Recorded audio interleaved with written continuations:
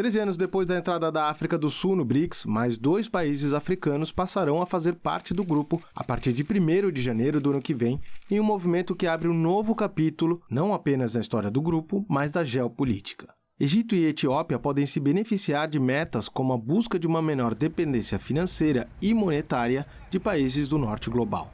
O professor de Relações Internacionais e Ciência Política da Universidade de Joanesburgo, David Monai, considera que o BRICS começa a se diferenciar da concepção que teve no início. O termo foi concebido para se referir a economias emergentes pelo economista e ex-presidente da Goldman Sachs, Jim O'Neill. I see the Global South BRICS countries in particular having liberated BRICS from the Wall Street. And what do I mean by that? Is that it went much more deeper in looking at historical factors, issues of democratization, representation, equity, gender, and population. And it is in that context that Africa comes in quite squarely. Africa matter. Africa needs to be involved in those core groupings that dictate and deal with the issues of global governance. And therefore, BRICS becomes that important vehicle for Africa's own quest for development. From the perspectives of the different countries that have been invited to join, Egypt or Ethiopia as an example, they have other interests. They want to escape just a little bit from the total control of the United States leading the G7. They need a little bit possibility to maneuver, because I think almost all of them, not including Iran, all of them are completely dependent and remotely controlled. Desde o começo do ano passado, a libra egípcia teve uma desvalorização recorde de quase 50% em relação ao dólar. Em julho, o Egito registrou um recorde na taxa de inflação anual de 38,2%. Índices que impactam principalmente os mais de 30 milhões de egípcios que vivem abaixo da linha da pobreza, quase 1/3 da população total. Isso ocorre enquanto o país acumula uma dívida externa que mais do que quadruplicou nos últimos 8 anos e já supera os 165 bilhões de dólares.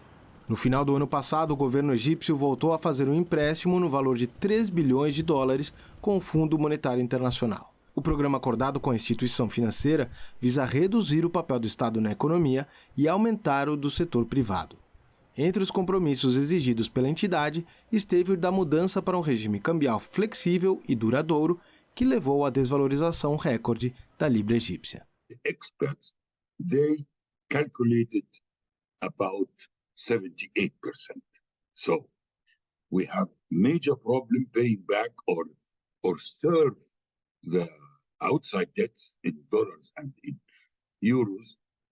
And in case of our inside debts in the Egyptian pound, which exceeds 3 trillion, that means 3,000 billion Egyptian pounds, to solve these problems, they have started the print machine.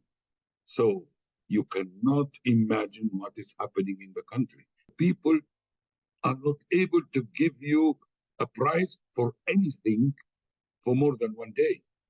Depois da Nigéria, a Etiópia é o país com a maior população do continente africano, com mais de 120 milhões de habitantes.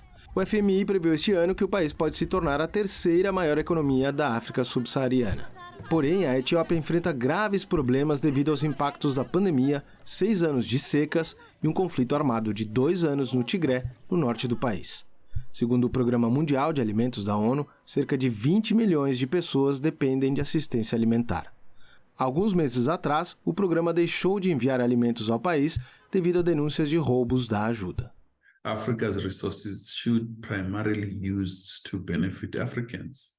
And as one of the poorest continent, some of the crises, whether it's health, lack of connectivity, infrastructure, can be easily solved should their resources be used optimally used in a way that benefits the people. So that colonial pattern where resources are just taken from Africa, raw material, and beneficiated in the West, profiting the West, should come to an end. A Etiópia também enfrenta um problema de divisa externa e está em negociações com o FMI para um empréstimo de 2 bilhões de dólares. A China tem defendido que o FMI e o Banco Mundial arquem com parte das dívidas, mas as instituições e países do norte global, como os Estados Unidos, têm se oposto. Em janeiro, a China anunciou o cancelamento de mais de 13 bilhões de dólares em dívidas da Etiópia. A presidenta do novo Banco de Desenvolvimento abordou esse assunto no relatório apresentado aos líderes dos BRICS na última cúpula. Ela afirmou que o trabalho no banco será feito sem impor condicionalidades. Quero falar hoje sobre a estratégica importância para o sul global do desenvolvimento do continente africano, que foi ferido ao longo da história pelo colonialismo, pela desenfreada exploração e até pela mais vergonhosa escravidão. A África é de onde viemos e este século XXI é o resgate definitivo deste continente. And it is also, in my opinion, very legitimate that the Chinese seek the legitimate benefit of all the economy that they are doing. But what the classical colonialism are doing, it's not business. It is robbing. It is it is what the French are doing in West Africa and Niger and so. This is not business. You cannot call that business. So the comparison between what's happening in Africa from the West side, mainly French and so on, if you compare that with the Chinese, it is not on the same level at all.